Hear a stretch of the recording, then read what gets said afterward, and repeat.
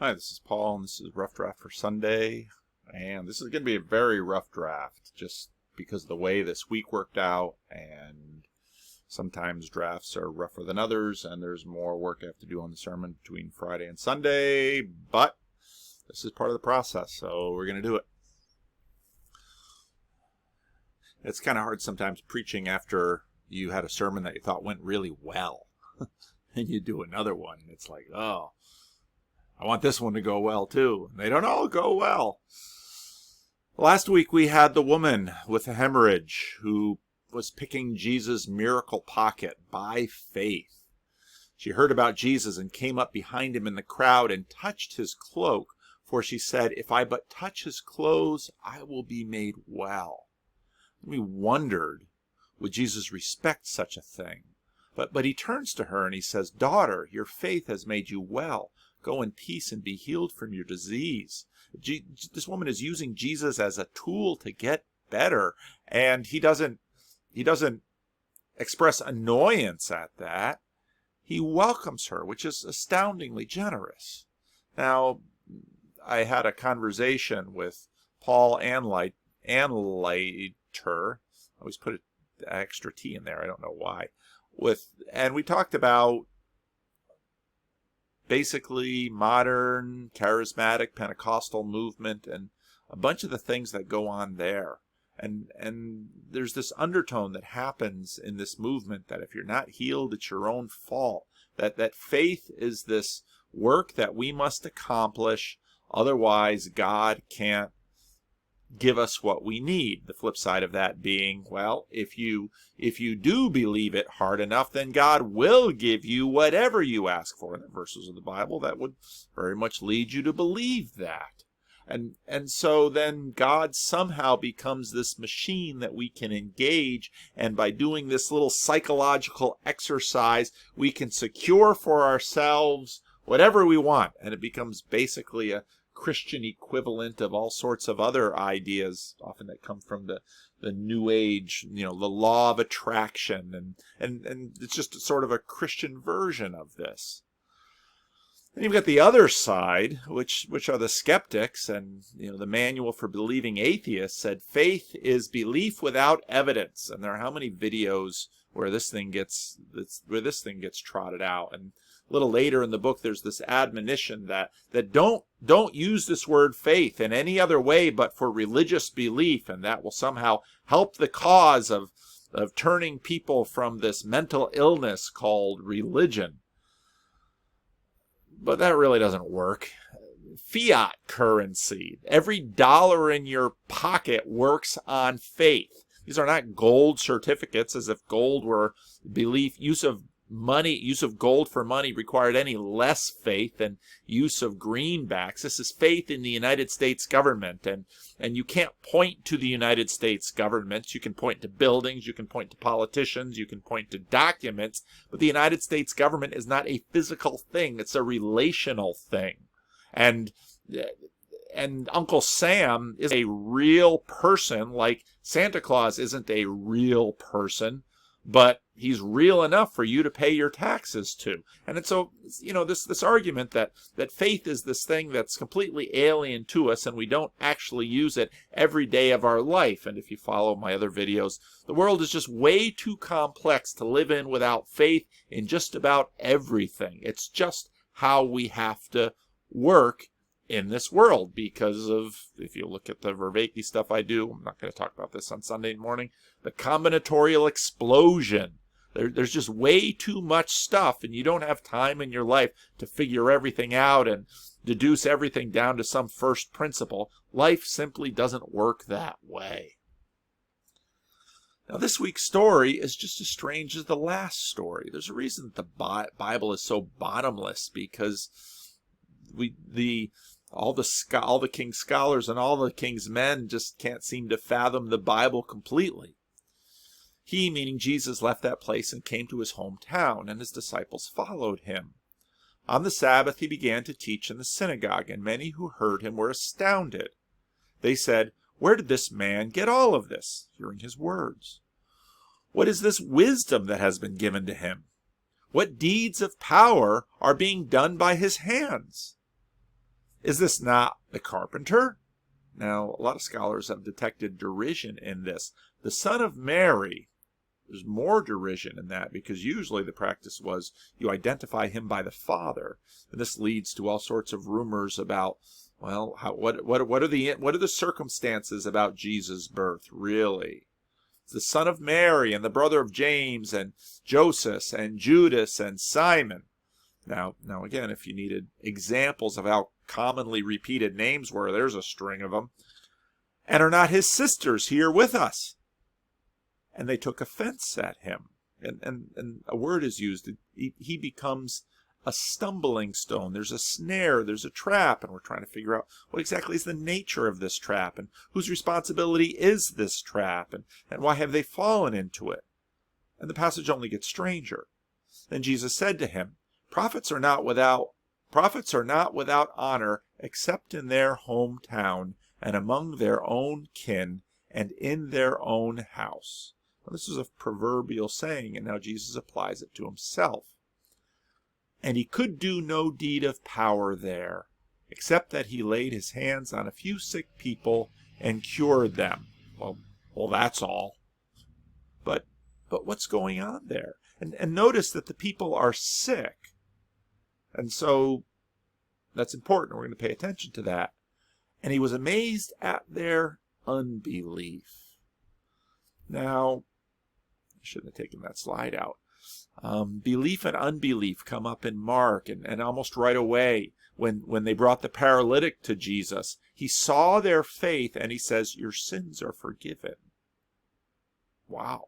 And of course, the theologians immediately had a problem with that. And they said to him, why are you afraid? Why are you still afraid? Do you still have no faith? That's what he says to the disciples when they were terrified by the storm on the Sea of Galilee. He said to her, daughter, your faith has made you well. Go in peace. This is the story we just referenced.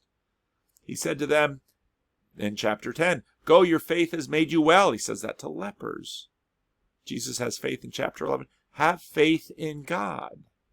And faith as a verb again comes up in many of the same stories. Saying to the ruler of the synagogue, do not fear, only have faith. It's something he's inviting him to generate, and again, we don't want to really necessarily split the psychology from the action here, because they're one united thing that Jesus is inviting him into. Jesus said to him, this is later with a man who's got a son who's got an impure spirit, an unclean spirit. We've talked about that before in the past things. And he says, all things are possible for those who believe. And immediately the father of the child cried out, I believe, help my unbelief. So even faith seems to be something we can ask for. Now, this whole business about relegating the word faith to just religious things, well, they've got a real problem, because this word's been used in a particular way for a very, very long time.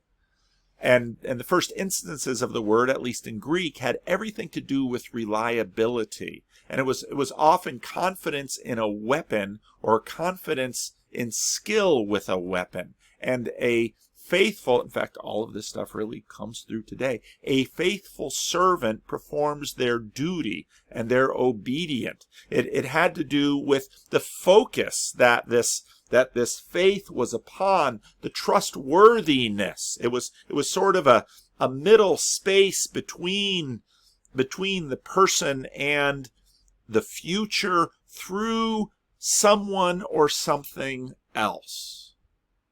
Now here in the woman with the discharge, Jesus is seen as a reliable tool, and he welcomes that as a starting place. But notice he's like, who touched me? He's not about to just be used like that. What he'd really like with her is more of a relationship, to know and be known. The relationship should come. Jesus isn't a vending machine. Now, he's teaching on the Sabbath, and what's amazing is that they take offense at him. And his growing up with them, his commonality with them, his this becomes a trap.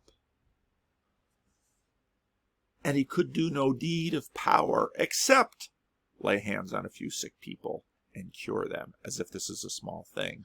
Now, if we do some theology, he gives no signs of such potential in his youth.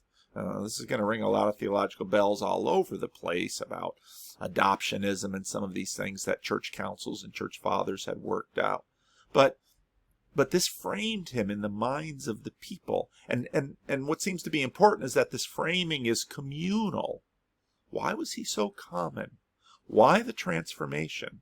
Is the transformation part of his story? So now he's famous, and, well, do they want to ride his coattails? Have they benefited or not benefited from this? Well, can he do no deeds of power? And so the scholars debate, is this can or would? But the little softener that comes in kind of invites us into this thought experiment. If someone local had suffered the kind of misfortune as Jairus or the woman with the hemorrhage and reached out to Jesus in their pain, could Jesus have healed them? Well, the little softening passage seems to say, well, that could happen. And so is there herd immunity in a situation, and only desperation can overcome this unbelief, which is sort of the social zeitgeist that they're dealing with? Now, there's irony in this, because some of these dynamics still hold today. There's a certain kind of familiarity with Jesus that seems to have a deleterious impact on faith. All over the world, if you look at certain places in the world, Jesus is crushing it, and miracle stories are all over the place, and they're very common. They're usually often at the frontiers of historic Christianity, where you have these works of power, but it seems that America is weak, or Christianity is weak in places like Europe and America.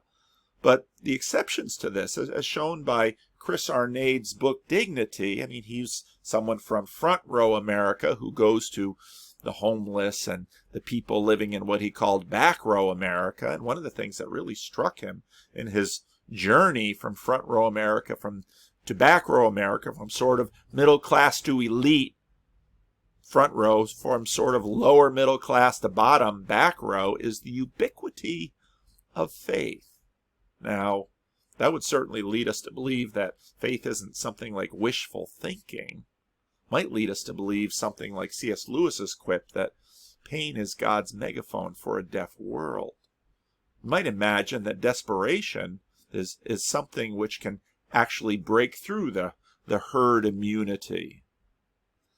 But now let's put it to the test, because we like to test, and we usually test things when we're not desperate, and we sit in our chair and we look over and we construct mental operations and we ask hard questions, and we're looking for science here. Is God reliable? Christian people die just like everyone else. How many times don't people come to my office and why isn't God listening to my prayers? Why won't he answer them? Why is this cancer growing? Why has God not heard my prayers? We're going to apply the scientific method to your supposed solution to our pain. You pray, I'll use whatever power I have to deliver myself from the source of pain, and we'll see who wins. But be careful. Science requires outcomes that are stipulated before, and they're usually narrow and specific. When the soldiers led him into the courtyard of the palace, that is the governor's headquarters, and they called together the whole cohort, and they clothed him in a purple cloth, after twisting some thorns into a crown, and they put it on him, and they began saluting him, "Hail, King of the Jews!" And they struck his head with a reed and spat upon him, and knelt down in homage to him. What kind of superhero is this Jesus? After mocking him, they stripped him of his purple cloak and put his own clothes on him, and they led him out to crucify him. They crucified 2 rebels with him, 2 other insurgents who were enemies of the occupation, one on his right and one on his left, and probably to the crowd they were indistinguishable. Those who passed by hurled insults at him, shaking their heads and saying, "So, you are going to destroy this temple and build it in 3 days. Come down from the cross and save yourself." In the same way, the chief priests and the teachers of the law mocked him, among others.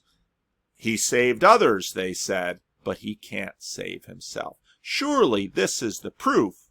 This is the proof of faith. Surely faith, if it's the solution to our pain, if it's the solution to our woes, if it's somehow the pathway by which the world gets saved, surely it ought to manifest here. Let this Messiah, this King of Israel, come down from the cross, that we may see and believe. Those who crucified him also heaped insults on him. Was Jesus' suffering an avenue and an exercise for his own faith in the Father? He quotes Psalm 22, my God, are you reliable? I'm supposed to be your son, and here I am, taken by my political enemies, stretched out naked for the amusement of the crowd. Well, here's the question. Did the unbelief of the crowd make him unable to do any power?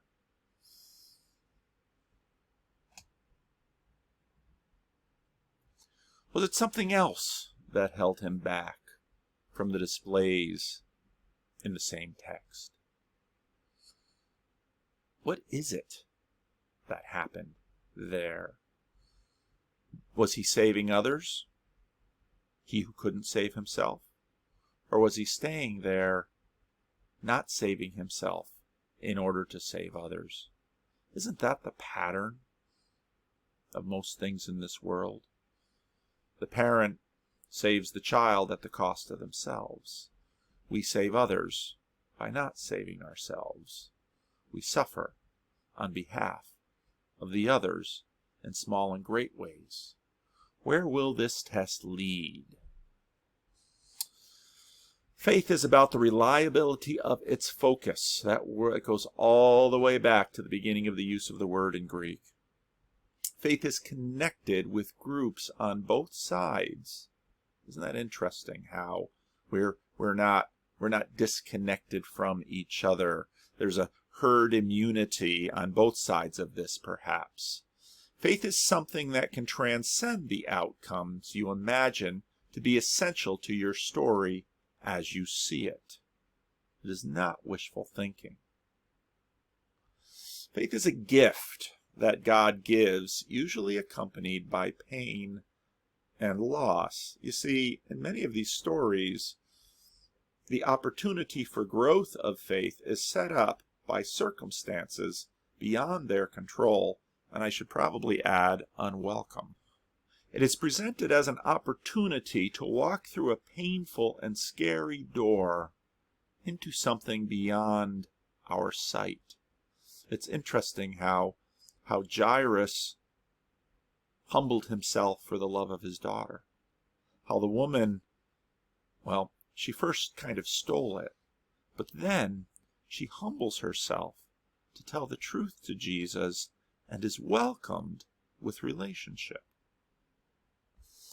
Faith is God's invitation to participate in our transformation and the renewal of the world.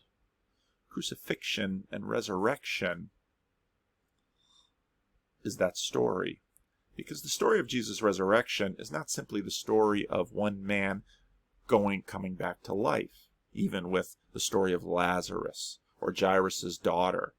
Those are stories of resuscitation. The Bible very clearly presents Jesus' resurrection as the beginning of creation 2.0.